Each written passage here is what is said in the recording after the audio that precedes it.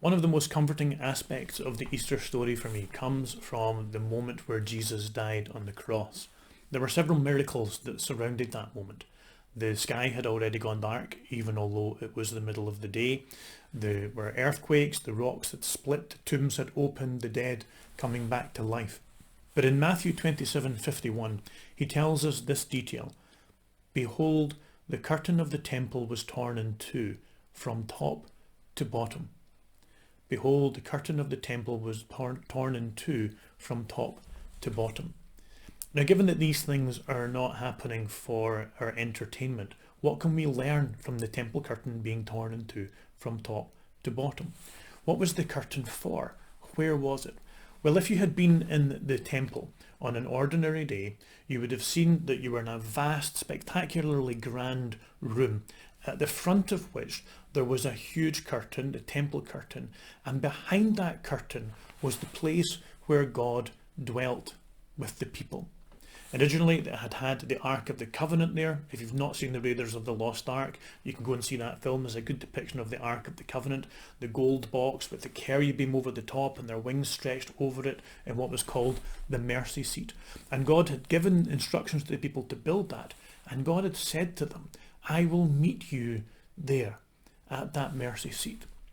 So it was put in this inshot, if like, this room off the main room at the front of the temple in Israel on Temple Hill in Jerusalem.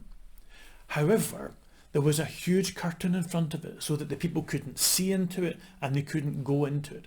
And that curtain was 60 feet high, 30 feet wide, and a hand's breadth thickness.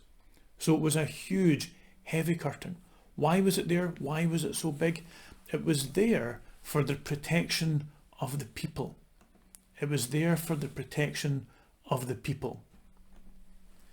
The people knew that if you found yourself as a sinner in the presence of a holy God, that would not be a warm, cosy, fuzzy experience.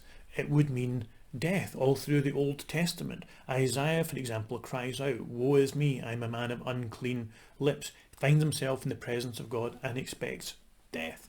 Moses knew it, David knew it, Isaiah knew it. So the people were protected from the holiness of God, the consuming fire holiness of God, by this curtain. You who are of purer eyes than to look upon sin, than to see evil. Habakkuk chapter 1 verse 13.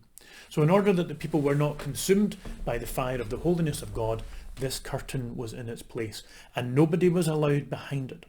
Nobody had free access to God. The only exception was once a year the high priest was allowed behind that curtain to sprinkle blood onto the ark in order to make atonement for the sins of the people. And the great high priest would go in behind the curtain, but just once a year. He didn't have free access either.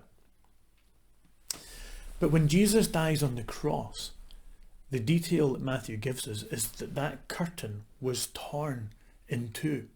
Not from bottom to top. Nobody had taken hold of the bottom of the curtain and with great strength managed to tear it. It happened from the top and it came down and the curtain parted, and that means that through the death of Jesus, the way to God is now open.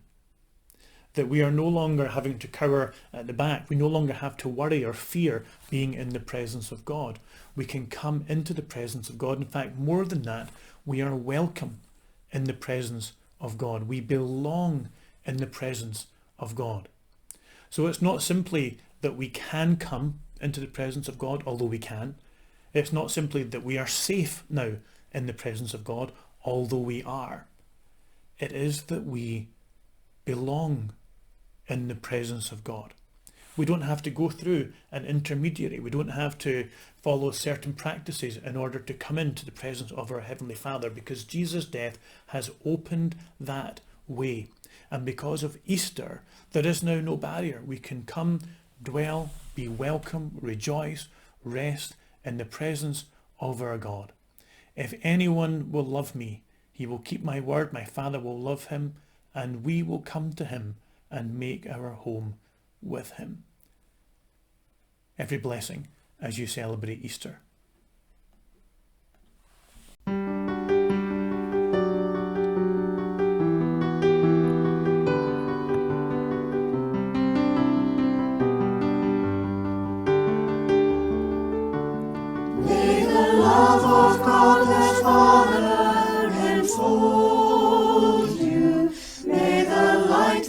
His Son guide your way.